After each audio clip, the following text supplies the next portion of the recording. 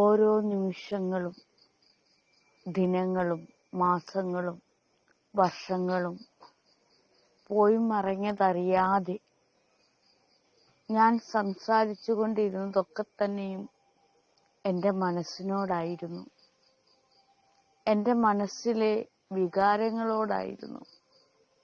എൻ്റെ മനസ്സിനായിരുന്നു ഞാൻ ഈശ്വരനെന്ന പേരിട്ടത്. എൻ്റെ മനസ്സിനായിരുന്നു ഞാൻ നാഗ എന്ന പേരിട്ടത്. എൻ്റെ മനസ്സിൽ നിന്നാണ് സൈരന്ധ്രിയും നാഗയും ആത്മാനന്ദദേവിയും എട്ടസ്കയും ഒക്കെയും രൂപം കണ്ടത്. എൻ്റെ മനസ്സിലായിരുന്നു കോപവും കാമവും ലോഭവും എല്ലാ വികാരങ്ങളും മനസ്സിൽ നിന്നും ഉത്ഭവിച്ചതായിരുന്നുവെന്ന് ഞാൻ ഓരോ നിമിഷവും അറിയുകയാണ്. മനസ്സായിരുന്നു എല്ലാത്തിൻ്റെയും കാരണം എന്ന് ഞാൻ പറയുന്നില്ല. എന്നാൽ ആ കാരണത്തെ കണ്ടെത്തുന്നതാണ്, അല്ലെങ്കിൽ കാരണം എന്നൊന്നുമില്ല, ഒരു വാക്ക് പദമെടുത്ത് ഉപയോഗിച്ചു എന്ന് മാത്രമേ ഉള്ളൂ. എൻ്റെ മനസ്സിലായിരുന്നു പല ചിത്രങ്ങളും തെളിഞ്ഞു വന്നത്. എൻ്റെ മനസ്സിലായിരുന്നു എല്ലാം ഉത്ഭവിച്ചത്. എൻ്റെ മനസ്സിലായിരുന്നു ഓരോ ചിത്രങ്ങളും മതവും ജാതിയും വർഗവും വർണ്ണവും ലോകത്തിലെ എല്ലാം എൻ്റെ മനസ്സിലായിരുന്നു ഉണ്ടായിരുന്നത്. എൻ്റെ മനസ്സിലായിരുന്നു ഓരോ വ്യക്തികൾക്കും ഞാൻ സ്ഥാനമാനങ്ങൾ നൽകിയിരുന്നത്. എൻ്റെ പിതാവ്, മാതാവ്, സഹോദരൻ, സൗഹൃദങ്ങൾ, എൻ്റെ ആത്മപ്രിയർ, എൻ്റെ ഗുരുനാഥന്മാർ, മണ്ണ്, വിണ്ണ് ഒക്കെയും ഞാൻ എന്തെല്ലാമാണോ കാണുന്നതും കേൾക്കുന്നതും ഒക്കെയും അതൊക്കെയും എൻ്റെ മനസ്സിലായിരുന്നു പതിഞ്ഞിരുന്നത്. എൻ്റെ മനസ്സായിരുന്നു ഒക്കെയ്ക്കും എല്ലാം കാട്ടിത്തന്നത്. എൻ്റെ മനസ്സായിരുന്നു. അതെ, എൻ്റെ മനസ്സിനെ ആയിരുന്നു ഞാൻ ആണും പെണ്ണുമായിട്ടൊക്കെ കണ്ടത്. എൻ്റെ മനസ്സിലായിരുന്നു മായാജാലങ്ങൾ തീർത്തത്. അതെ, നിങ്ങൾ ഓരോരുത്തരും ഇത് സ്വയം ഒന്ന് പറഞ്ഞു നോക്കിയേ. നിങ്ങളുടെ മനസ്സിൽ നിന്നായിരുന്നു ഓരോ ഒന്നിന്റെ ഉത്ഭവം, നിങ്ങൾ പോലും അറിയാതെ. പലരും എന്നോട് പറയാറുണ്ട്, എന്റെ ദേഹത്തെ നോക്കി പലരും പറയാറുണ്ട്, നീ എന്തിനാണ് ഇങ്ങനെ ചിന്തിച്ചു കൂട്ടുന്നത്? അപ്പോൾ ഞാൻ അവരോട് പറയും, നിങ്ങൾ പലതും ചെയ്യാറില്ലേ, അത് നിങ്ങൾ ചിന്തിച്ചു കൂട്ടുന്നതാണോ? അല്ല, നിങ്ങൾ പോലും അറിയാതെ വന്നെത്തുന്നതാണ്. അത് നിങ്ങൾ ഒരിക്കലും കുറ്റക്കാരനോ കുറ്റക്കാരിയോ അല്ല. കാരണം നിങ്ങൾ പോലും അറിയാതെ വന്നെത്തുന്ന കാര്യങ്ങളാണ്. എന്നാൽ മനഃപൂർവം മനസ്സിൽ നിന്നാണ് ഇതെല്ലാം ഉണ്ടാകുന്നതെന്ന സത്യം തിരിച്ചറിഞ്ഞിട്ടും പലരും മനഃപൂർവം നമ്മളെ ഉപദ്രവിക്കാനായിട്ട് ഇറങ്ങിത്തിരിക്കുന്നവരുണ്ട്. അവരോട് എനിക്ക് എന്നും വെറുപ്പായിരുന്നു. എപ്പോഴും ഞാൻ പറയുമായിരുന്നു, മനസ്സ് മനസ്സ് മനസ്സ് മനസ്സ്. മനസ്സിലാണ് നമ്മൾ പലതും, നിങ്ങളൊക്കെ മനസ്സിലല്ലേ പലതും നിർമ്മിക്കുന്നത്. നിങ്ങളോട് എന്തെങ്കിലും ഒരു കഥ പറഞ്ഞാൽ നിങ്ങൾ ആ കഥയെല്ലാം രൂപപ്പെടുത്തി എടുക്കുന്നത് മനസ്സിലാണ്, അല്ലേ? അല്ലെങ്കിൽ നിങ്ങൾ സ്വയം മനസ്സിനോട് ചോദിക്കൂ.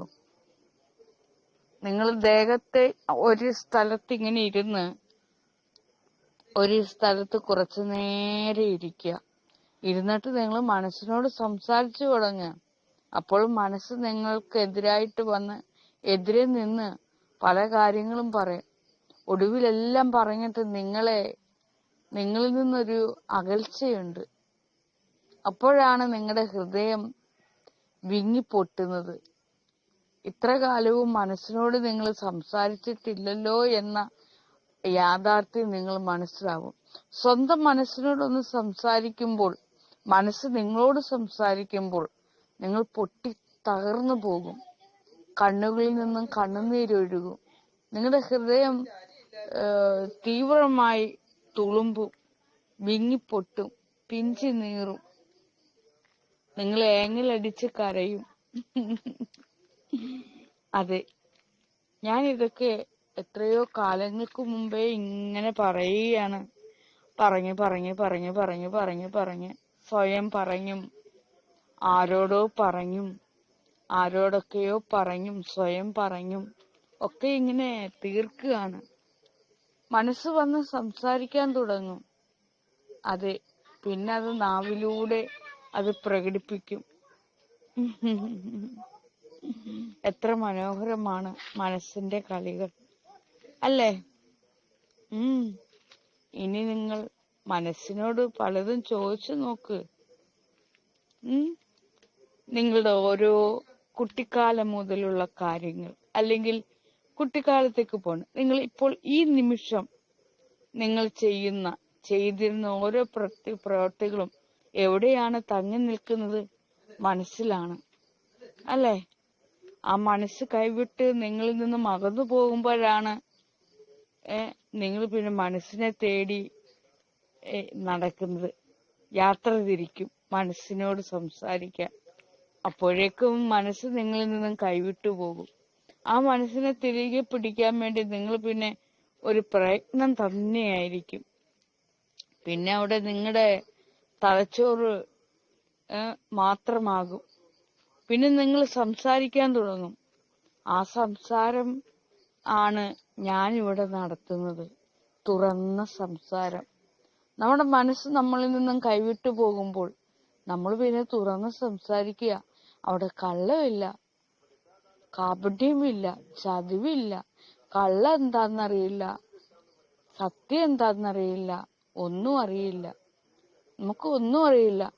നമ്മുടെ ചുറ്റും ഇരുന്ന് മനുഷ്യര് നമ്മളെ കളിയാക്കുന്നത് അറിയില്ല, നമ്മളെ പരിഹസിക്കുന്നത് അറിയില്ല, അവഗണിക്കുന്നതറിയില്ല. എന്നാൽ നമുക്കിതെല്ലാം തന്നെ അറിയാം. പക്ഷെ അറിഞ്ഞാലും നമുക്കൊന്നും ചെയ്യാൻ പറ്റില്ല. കാരണം അവരോട് നമുക്ക് പറഞ്ഞ് മനസ്സിലാക്കാനേ കഴിയുള്ളൂ. നോക്കൂ, നിങ്ങൾ ഈ ചെയ്യുന്നതൊക്കെ മഹാവിഡ്ഢിത്തരങ്ങളാണ്. നിങ്ങൾ ആരെയോടാണ് ഇങ്ങനെയൊക്കെ ചെയ്യുന്നതെന്നറിയാമോ? നിങ്ങൾ തന്നെ സ്വയം ഒന്ന് മനസ്സിലാക്കി നോക്കൂ. നിങ്ങൾ ഈ ചെയ്യുന്നതൊക്കെ തന്നെ നിങ്ങളോട് തന്നെയാണ്. നിങ്ങളത് സ്വയം മനസ്സിലാക്കി എടുക്കൂ. ഒരു മനസ്സ് പറഞ്ഞു പഠിപ്പിച്ച ഒരാൾക്ക് മാത്രമേ ഇത്രയും വളരെ ലളിതമായി പറയാൻ പറ്റുള്ളൂ. പലരും എന്നോട് പറയാറുണ്ട്, നാഗയുടെ മുന്നിൽ വന്ന് നിന്ന് നാഗയെ എല്ലാവരും കളിയാക്കുന്നു, പരിഹസിക്കുന്നു എന്നു. അതെ, അങ്ങനെ നിങ്ങൾക്ക് തോന്നുന്നുണ്ടെങ്കിൽ, നിങ്ങളുടെ മനസ്സിന് അങ്ങനെ ഒരു തോന്നിച്ച നിങ്ങൾക്ക് വരുവാണെങ്കിൽ എനിക്കെന്ത് ചെയ്യാൻ കഴിയും? കാരണം ആ മനുഷ്യൻ അതുപോലും അറിയുന്നില്ല, തിരിച്ചറിയുന്നില്ല. നാഗസൈരന്ധ്രിക്ക് ഇതെല്ലാം തന്നെ അറിയാമെന്നും എന്നാൽ താനാണ് അവരോട് അപ്രകാരമൊക്കെ ചെയ്യുന്നതെന്ന ബോധം പോലും പലർക്കും ഇല്ല. അപ്പോൾ ആരാണ് അവിടെ നല്ല തിരിച്ചറിവായിട്ടിരിക്കുന്നത്? നാഗസൈരന്ധ്രി ആണ്. എന്നാൽ നാഗസൈരന്ധ്രിയെ പിന്നെ മണ്ടത്തിയാണ്, വിഡ്ഢിയാണ്, ഒന്നും അറിയില്ലെന്ന് പറയാം. അറിയാം, പക്ഷേ അവരൊക്കെ അങ്ങനെയൊക്കെ ചെയ്യുന്ന അറിയാമെങ്കിലും നമുക്ക് എന്ത് ചെയ്യാൻ പറ്റും? നമ്മുടെ മുമ്പിൽ കിടന്ന് ഇങ്ങനെ ഓരോ ഗോഷ്ഠികൾ കാണിക്കുമ്പോൾ നമുക്ക് അത് നോക്കി നമുക്ക് ഉള്ളിൽ ഊറിച്ചിരിക്കാനേ പറ്റുള്ളൂ. അല്ലെങ്കിൽ ഇതെന്ത് വിഡ്ഢിത്തം എന്ന് മനസ്സിൽ പറയാനേ പറ്റുള്ളൂ. ഉള്ളിൽ നമ്മളിങ്ങനെ ഒച്ച പുറത്തേക്ക് വിടാതെ നോക്കിയിരിക്കാനേ പറ്റുള്ളൂ. എത്രയോ ആളുകൾ വന്ന് എന്റെ അരികിൽ വന്ന് അങ്ങനെയൊക്കെ കാട്ടിപ്പിട്ടുപോകും. അവര് ക്യാമറയുടെ മുന്നിലും അങ്ങനെയൊക്കെ പറഞ്ഞിട്ട് പോകും, പിന്നിൽ നിന്നും അങ്ങനെയൊക്കെ പറഞ്ഞിട്ട് പോകും. നമുക്കന്നേരം എന്ത് ചെയ്യാൻ പറ്റും? ചിലപ്പോൾ ചിലര് ക്യാമറയുടെ മുന്നിൽ വന്നായിരിക്കും ഇത്തരം കാര്യങ്ങൾ ചെയ്യുന്നത്. ചിലപ്പോൾ ക്യാമറയുടെ പിന്നിൽ വന്ന് നിന്ന് ഇത്തരം കാര്യങ്ങൾ ചെയ്യും. അപ്പൊ ഈ രണ്ട് കാര്യങ്ങളും ഞാൻ നല്ല വൃത്തിക്ക് കാണുകയും കേൾക്കുകയും ചെയ്യുന്നുണ്ട്. ക്യാമറയുടെ മുന്നിൽ നിന്ന് പലരും എന്നോട് കാട്ടുന്ന പല പ്രവൃത്തികളും നിങ്ങളെല്ലാരും കാണുന്നതല്ലേ? അവര് നല്ലത് ചെയ്യുന്നതും ചീത്ത ചെയ്യുന്നതും രണ്ടും ഒരേ തലത്തിൽ നിങ്ങളുടെ ചിന്തകളാൽ നിങ്ങൾ നനച്ചെടുക്കുന്നില്ലേ പലരും? അതുപോലെ തന്നെ ക്യാമറ ഓഫ് ചെയ്യുമ്പോൾ അതിന്റെ പിന്നിൽ അവർ പ്രവർത്തിക്കുന്നതും ഞാനും എന്റെ ഒപ്പമുള്ള പലരും കാണുകയും കേൾക്കുകയും ചെയ്യുന്നതാണ്. നമുക്ക് എന്ത് പറയാൻ പറ്റും? എന്ത് ചെയ്യാൻ പറ്റും? ഇങ്ങനെ നോക്കിയിരിക്കാം, അത്ര തന്നെ. ഉം. ഞാൻ വേറൊരു കാര്യം പറയാനാണെങ്കിൽ, ഇവിടെ എന്റെ വീടിന്റെ തൊട്ടടുത്ത് പലരും ഇവിടെ വന്നു പോകാറുണ്ട്. അപ്പൊ അവരൊക്കെ വിചാരിക്കുന്നത് ഞാൻ ഇവരെ ആരെയും ശ്രദ്ധിക്കുന്നില്ല, നിരീക്ഷിക്കുന്നില്ല എന്നാണ്. എന്നാൽ ഞാൻ അവരെയൊക്കെ നിരീക്ഷിക്കുന്നുണ്ട്. പലരും ഇവിടുന്ന് വന്ന് കായ്ക്കനികൾ, ഭക്ഷ്യവസ്തുക്കൾ, ഭക്ഷ്യ സാധനങ്ങളൊക്കെ കൊണ്ടുപോകാറുണ്ട്. അതവര് ഒളിച്ചാണ് കൊണ്ടുപോകുന്നത് അവരുടെ വീടുകളിലേക്ക്. വീട്ടിൽ ചെല്ലുമ്പോ അവിടുത്തെ വീട്ടുകാർ ചോദിക്കും, ഇത് എവിടെ നിന്നാണ്? അപ്പോൾ അവര് പറയില്ല, ഇവിടെ നിന്നാണെന്ന് പറയില്ല. അവര് അവരുടെ സുഹൃത്തുക്കളായ മറ്റാരുടെയെങ്കിലും പേരുകൾ പറയും. അപ്പോൾ വീട്ടുകാര് അയ്യോ അവര് നല്ല ആൾക്കാര് എന്ന് പറഞ്ഞ് ഉള്ള ക്രെഡിറ്റ് മുഴുവൻ എവിടെയോ ഇരിക്കുന്ന ആ കൂട്ടുകാർക്ക് കിട്ടും. ശരിക്കും ആ കൂട്ടുകാർ പോലും അത് അറിയുന്നില്ല. അപ്പോൾ കൊണ്ടുപോകുന്നതല്ല ഇവിടെ നിന്ന്. നമുക്കെന്നിട്ട് ഇവിടെ നിന്ന് ഓരോ ആളുകളിൽ നിന്നും അവഗണനയും പുച്ഛവും പരിഹാസവുമാണ് കിട്ടുന്നത് എന്ന് ഞാൻ പറയുന്നില്ല. കാരണം നമ്മൾ വാങ്ങിച്ചാൽ അതായത് കിട്ടുന്നതാകുള്ളൂ. നമ്മളത് വാങ്ങിക്കുന്നില്ലല്ലോ. കാരണം അവർ അങ്ങനെ പറയുമല്ലേ. കഴിഞ്ഞ തവണ ഇവിടെ ക്രിസ്മസുകാര് വന്ന്, ക്രിസ്മസ് അപ്പൂപ്പൻ, അതെ, ക്രിസ്മസ് ഫാദർ, കുറെ കുട്ടികളും ഒക്കെ വന്ന് അവരിവിടേക്ക് വന്ന് ആ ഇറങ്ങുന്ന സ്റ്റെപ്പില്ലേ അവിടെ എത്തിയപ്പോൾ ഇവിടെ വീടിന് തൊട്ടടുത്ത ഒരാൾ ഇവിടെ ഉണ്ടായിരുന്നു. അപ്പോ ഇവിടെയുള്ളവരുമായിട്ടൊക്കെ ഇങ്ങനെ കാര്യമൊക്കെ പറഞ്ഞ് മിണ്ടി പറഞ്ഞൊക്കെ ഇരുന്നപ്പോഴാണ് അവിടുന്ന് ക്രിസ്മസ്കാര് ഇങ്ങനെ പാട്ടും ബഹളവും കൊട്ടുമായിട്ടൊക്കെ വരുന്നത്. അപ്പോൾ ഇവിടെ ഇരിക്കുന്ന ആളെ ഈ വരുന്ന കുട്ടികൾക്കൊക്കെ അറിയാം. ഞാൻ നോക്കിയപ്പോൾ ഇവിടെ ഇരിക്കുന്ന ആള് നല്ല രാത്രിയാണ്, ആ മുകളിലത്തെ തെടിലേന്ന് മേപ്പോട്ട് കയറാൻ നോക്കുക. ഞാൻ അതെല്ലാം ഇവിടെ ഇരുന്ന് നിരീക്ഷിച്ചുകൊണ്ടിരിക്കുക. അയാൾക്ക്, അതായത് അയാൾ ഇവിടെ ഉണ്ടെന്ന് ഇവരറിയരുത്. ഇവരറിഞ്ഞാൽ അത് വെളിയിൽ ചെന്ന് പറഞ്ഞ് അവരുടെ വീടുകളിലൊക്കെ പറയും. ഈ തെടിലേക്കൂടെ, ആ രാത്രിയിൽ ഈ തെടിലേക്കൂടെ വലിയ മേപ്പോട്ട് കയറുന്നത് മുകളിലത്തെ വീട്ടുകളിൽ നിന്നോ അല്ലെങ്കിൽ അടുത്ത വീടുകളിൽ ആരെങ്കിലും കാണുവാണെങ്കിൽ അവർ മറ്റു പല കഥകളുമായിരിക്കും പ്രചരിപ്പിക്കുന്നത് എന്ന ബോധം പോലും ഈ തിടില് കയറുന്ന, മല കയറുന്ന, തിടില് എന്ന് പറയാം, തിടില് കയറുന്ന അയാൾക്കില്ല. കാരണം അയാളുടെ വീട്ടുകാർ പറയുന്നത് ഇവിടേക്ക് വരരുതെന്നാ. എന്നാൽ അയാൾ മുഴുവൻ സമയം ഇവിടെയാണ്. കാരണം മറ്റേതൊരു വീടുകളിലേക്ക് പോകുന്നതിനേക്കാൾ ആത്മസംതൃപ്തിയും അയാൾക്ക് എല്ലാം കൊണ്ടും, ഭക്ഷണമായാലും ഭക്ഷ്യ സാധനങ്ങളായാലും എല്ലാം കൊണ്ടും ഒരു ചിരിയും സന്തോഷവും സമാധാനവും ഒക്കെ ഇവിടെ നിന്നും കിട്ടുന്നുണ്ട്. അങ്ങനെ പലർക്കും ഇവിടെ വന്നു പോകുന്ന ഈ നാട്ടിൽ തന്നെയുള്ള പലർക്കും. പക്ഷെ ഇവരെല്ലാം തന്നെ ഇവിടെ വന്നു പോയിട്ട് പുറമെ നിന്ന് അവരുടെ വീടുകളിൽ ചെന്ന് പറയും, മറ്റാരുടെയെങ്കിലും പേര് പറയും. എത്രയോ പേര് ഇവിടുന്ന് ധാന്യങ്ങൾ കൊണ്ടുപോകുന്നു. ഞാൻ എന്തിനാണ് ഇതൊക്കെ പറയുന്നതെന്ന് വെച്ചാൽ ഇത് അറിയണം. ഇനിയെങ്കിലും ഇവിടെയുള്ളവർ തന്നെ സ്വയം മനസ്സിലാക്കണം. നാഗേറ് കുറഞ്ഞ ആളല്ല, അതീവ ബുദ്ധിമതിയും കഴിവുമുള്ള ഒരാളാണ്. കാരണം ഇവർ ഈ കള്ളത്തരം കാണിക്കുന്നതൊക്കെ ലോകത്തിന്റെ വെളിച്ചമായ നാഗയുടെ തിരുമുന്നിൽ വന്നു നിന്നാണ്. ദേവി, അതായത് സുൽത്താന ദേവി, ശില്പിനി ദേവി, യേശാദേവിയുടെ തിരുമുമ്പിൽ വന്നു നിന്നാണ് ഈ മഹാകള്ളത്തരങ്ങൾ കാട്ടുന്നത് എന്നുള്ള ആ ബോധം ഇവിടെ വരുന്ന ഓരോരുത്തർക്കും ഉണ്ടാകണം. ലോകത്തിന് മുന്നേ അവരെ കുറിച്ചുള്ള കാര്യങ്ങൾ പൊയ്ക്കൊണ്ടേയിരിക്കുകയാണെന്നുള്ള പ്രകൃതി അവര് ചെയ്യുന്ന ഓരോ കള്ളത്തരങ്ങളും കണ്ടു മനസ്സിലാക്കി പ്രവർത്തിച്ച് അത് പ്രചരിപ്പിക്കുന്നുണ്ടെന്ന കാര്യം അവരോരോരുത്തരും മനസ്സിലാക്കേണ്ടിയിരിക്കുന്നു. അവർ ഈ കള്ളത്തരം കാണിക്കുന്നതെല്ലാം ഈ ക്ഷേത്രത്തിലെ ദേവി കണ്ടും കേട്ടും ഇരിക്കുകയാണെന്ന പച്ച പരമാർത്ഥം അവർ മനസ്സിലാക്കണം. ഇതൊരു ദേവീശാലയാണ്, ക്ഷേത്രമാണ്.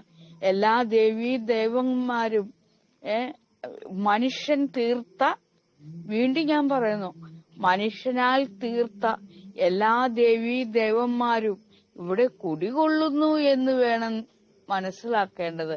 നിങ്ങളൊക്കെ ചെയ്യുന്ന ഓരോ പ്രവൃത്തിയും ഇവിടെ ഇരിക്കുന്ന ഓരോ ദൈവങ്ങളും കാണുന്നുണ്ട്, കേൾക്കുന്നുണ്ട് എന്ന് മനസ്സിലാക്കണം. അതുപോലെ തന്നെ ഇവിടെ സഹോദരൻ എന്ന വ്യക്തി, പലപ്പോഴും അദ്ദേഹത്തിന്റെ കാര്യം അദ്ദേഹം വന്ന് പറയുമ്പോൾ ഞാനിങ്ങനെ എന്താ പറയുക, കാരണം അദ്ദേഹത്തിന്റെ സൗഹൃദങ്ങളെ ജോലിക്ക് കൊണ്ടുപോകും. അദ്ദേഹമാണ് ജോലിക്ക് കൊണ്ടുപോയി 10 പൈസ വരുമാനം ഉണ്ടാക്കി കൊടുക്കുന്നത്. പക്ഷെ അവരൊക്കെ തന്നെ അവരുടെ വീടുകളിൽ പോയി അദ്ദേഹം കൊണ്ടുപോയി 10 പൈസ ഉണ്ടാക്കി കൊടുക്കുന്നു എന്ന വിവരം പറയില്ല. ഈ സഹോദരൻ എന്ന് പറയുന്ന ആളിന്റെ കൂടെ പോകുന്നവര് ഒരിക്കൽ പോലും പറയില്ല, ഇന്ന ആളാണ് എന്നെ ജോലിക്ക് കൊണ്ടുപോയി എനിക്ക് 10 പൈസ വരുമാനം നേടിത്തന്നത് എന്ന് ഒരിക്കലും സഹോദരന്റെ പേര് പറയില്ല. സഹോദരൻ എന്ന വ്യക്തി, ആ വ്യക്തിയുടെ പേര് ഒരിക്കലും പറയില്ല. വീട്ടുകാരുടെ മുന്നിൽ വേറെ ആരുടെയെങ്കിലും പേര് പറയും. ആളാണ് എന്നെ വിളിച്ചോണ്ട് പോയി ജോലി വാങ്ങി തന്നത്, അല്ലെങ്കിൽ ജോലിക്ക് പോയത് ഞാൻ ഇന്ന ആളിന്റെ കൂടാണ് എന്ന്. അപ്പൊ വീട്ടുകാർക്കൊക്കെ മറ്റേ ആളിനോടായിരിക്കും ഇഷ്ടം തോന്നുന്നത്. സഹോദരൻ എന്ന് പറയുന്ന ഈ വ്യക്തിയെ എല്ലാവരും ദുഷിച്ചുകൊണ്ടേയിരിക്കും. അപ്പൊ ഇങ്ങനെയൊക്കെ ഉള്ള ഓരോ കാര്യങ്ങളും ഓരോരുത്തരും എന്റെ അരികിൽ വന്ന് പറയും. മറ്റു ഓരോ കാര്യം ഇപ്പൊ ഞാൻ എന്തിനാ ഇതൊക്കെ പറയുന്നതെന്ന് വെച്ചാൽ, ഇനിയെങ്കിലും മനസ്സിലാക്കണം, നിങ്ങൾ ഓരോരുത്തരും നിങ്ങളുടെ കള്ളത്തരങ്ങൾ കാണിക്കാൻ വരുന്നത് ഈ ക്ഷേത്ര നടയിലേക്കാണ്. പക്ഷേ എന്റെ മുന്നിൽ വന്ന് നിങ്ങളുടെ ഓരോരുത്തരുടെയും കള്ളത്തരങ്ങൾ ഇവിടെ വീണുടയുകയാണ്, പൊലിയുകയാണ്. ഇത് ലോകത്തുള്ള എല്ലാവരും അറിയുകയൊക്കെ ചെയ്യുകയാണെന്ന് ഈ ദേശത്തുള്ളവരും കൂടെ മനസ്സിലാക്കണം. അങ്ങനെ ഉണ്ടാകരുതെങ്കിൽ നിങ്ങൾ എന്ത് ചെയ്യണം? ഇനിയും നിങ്ങൾ മനസ്സിലാക്കേണ്ടിയിരിക്കുന്നു. എന്താണ്? ഇങ്ങനെ എന്തിനാ കള്ളത്തരം കാണിക്കുന്നത്? നിങ്ങളിപ്പോ ജീവിച്ചിരിക്കുകയല്ലേ? നിങ്ങൾ നിങ്ങളുടെ മനസ്സിനോടൊന്ന് ചോദിച്ചു നോക്കിക്കോളൂ. നിങ്ങൾ സമൂഹത്തെ അല്ല ശരിക്കും ഭയക്കേണ്ടത്. നിങ്ങൾ ഇവിടെ വരുന്ന ദേവിയെ ഭയക്കണം.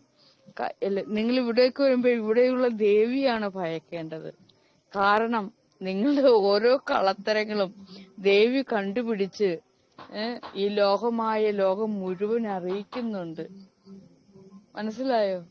അപ്പോ ഇനിയെങ്കിലും നിങ്ങൾ മനസ്സിലാക്കുക, നിങ്ങൾ എവിടെ നിന്നാണോ ധാന്യങ്ങൾ കൊണ്ടുപോകുന്നത്, എവിടെ നിന്നാണോ ഭക്ഷ്യസാധനങ്ങൾ കൊണ്ടുപോകുന്നത്, നിങ്ങളെ ആരാണോ ജോലിക്ക് വിളിച്ചു കൊണ്ടുപോകുന്നത്, നിങ്ങൾക്ക് ആരാണോ 10 പൈസ വരുമാനം ഉണ്ടാക്കി തരുന്നത്, അയാളുടെ പേര് നിങ്ങൾ തുറന്നങ്ങ് നിങ്ങളുടെ വീടുകളിൽ പറയണം, നിങ്ങളുടെ കൂട്ടുകാരുടെ അടുക്കൽ പറയണം.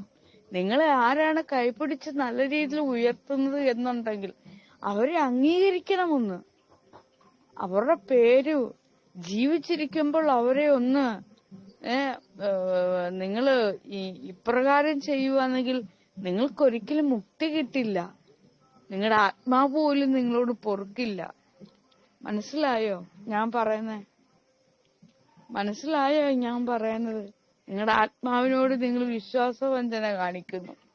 നിങ്ങൾക്ക് എങ്ങനെ വേണമെങ്കിലും ജീവിക്കാം, ഏത് തരത്തിൽ വേണമെങ്കിലും ജീവിക്കാം. പക്ഷെ ഇത്തരത്തിലുള്ള ഓരോ കാര്യങ്ങളും ഞാനിവിടെ പറഞ്ഞിടുമ്പോൾ നിങ്ങൾ മനസ്സിലാക്കുക, നിങ്ങളെയൊക്കെ ഞാൻ എത്രമാത്രം നിരീക്ഷിക്കുന്നുണ്ട് എന്ന്. നിങ്ങൾ ഓരോരുത്തരും ഇവിടെ വന്ന് പറയും, അവരാണ്ട് നിങ്ങളെ പറ്റി കുറ്റം പറയുന്നു. എനിക്ക് വേണമെങ്കിൽ ഈ പരിസരത്തുള്ള ഓരോ വ്യക്തികളുടെയും കഥകൾ എനിക്കും തിരിഞ്ഞു നിന്ന് പറയാം.